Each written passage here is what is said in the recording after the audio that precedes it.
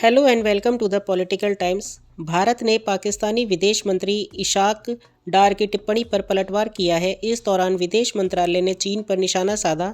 भारत चीन के बीच कुछ वक्त से बातचीत आगे बढ़ रही है। हालांकि अब ब्रह्मपुत्र पर डैम प्रोजेक्ट समेत कुछ मुद्दों पर विवाद बढ़ता दिख रहा है। भारत ने इसे लेकर चिंता जताई है। आगे बढ़ने से पहले आपसे उम्मीद है कि आप वीडियो को लाइक करेंगे और चैनल को सब्सक्राइब करेंगे। भारतीय विदेश मंत्रालय ने शुक्रवार को पाकिस्तान के विदेश मंत्री इशाक डार की उस टिप्पणी पर पलटवार किया जिसमें उन्होंने भारत के साथ बेहतर रिश्तों की उम्मीद जताई थी।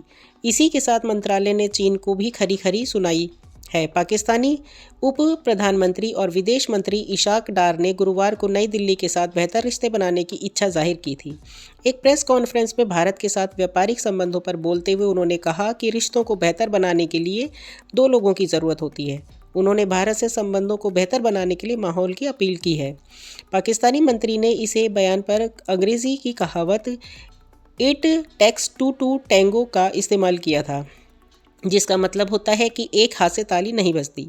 विदेश मंत्रालय के प्रवक्ता की दो टूक इशाक डार के इसी बयान पर विदेश मंत्रालय के प्रवक्ता रणधीर जायसवाल ने तंज कसते हुए कहा, इसमें प्रासंगिक शब्द टी है, जिसका मतलब होता है आतंकवाद, ना कि टैंगो। इसी के साथ विदेश मंत्रालय ने अवैध रूप से कब्जे वाले अक्साई चीन क्षेत्र में चीन की तरफ से दो नए काउंटी बनाने को खारिज कर दिया और अपना विरोध दर्ज कराया। मीडिया रिपोर्ट के मुताबिक पिछले हफ्ते चीन ने भारत की सीमा से लगे झिंजियांग प्रांत में दो नए काउंटी बनाने की घोषणा की थी। चीन के दो नए काउंटी पर भारत ने सवाल उठाए। होटन प्रीफेक्चर में बनने वाली हेआन काउंटी और हेकांग काउंटी अक्साई चीन के कुछ हिस्सों को कवर करती है, जो लद्दाख क्षेत्र शासित प्रदेश का हिस्सा है, जिस पर 1950 के दशक से चीन ने अवैध रूप से कब्जा कर रखा है। इस मुद्दे पर विदेश मंत्रालय के प्रवक्ता ने कहा, हमने चीन के होटन प्रीफेक्चर के दो नई काउंटियों की स्थापना से संबंधित घोषणा देखी है। इन तथाकथित काउंटियों के अधिकार क्षेत्र के कुछ हिस्से भारत के केंद्र शासित प्रदेश लद्दाख में आते हैं। हमने अवैध चीनी कब्जे को भी स्वीकार नहीं किया। रणधीर जायसवाल ने कहा, हमने इस इलाके में भारतीय क्षेत्र पर अवैध चीनी कब्जे को कभी स्वीकार नहीं किया है।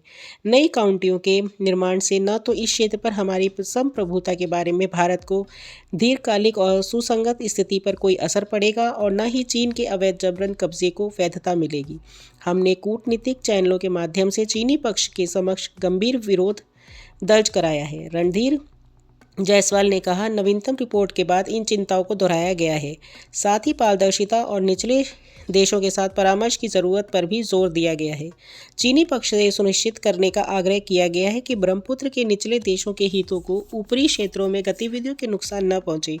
हम अपने हितों की रक्षा के लिए निगरानी करना और आवश्यक उपाय करना जारी रखेंगे। आपकी इसके बारे में क्या विचार हैं? कमेंट में ज़रूर बताइए और लाइक, सब्सक्राइब और शेयर करना न भूलें। Bye, take care.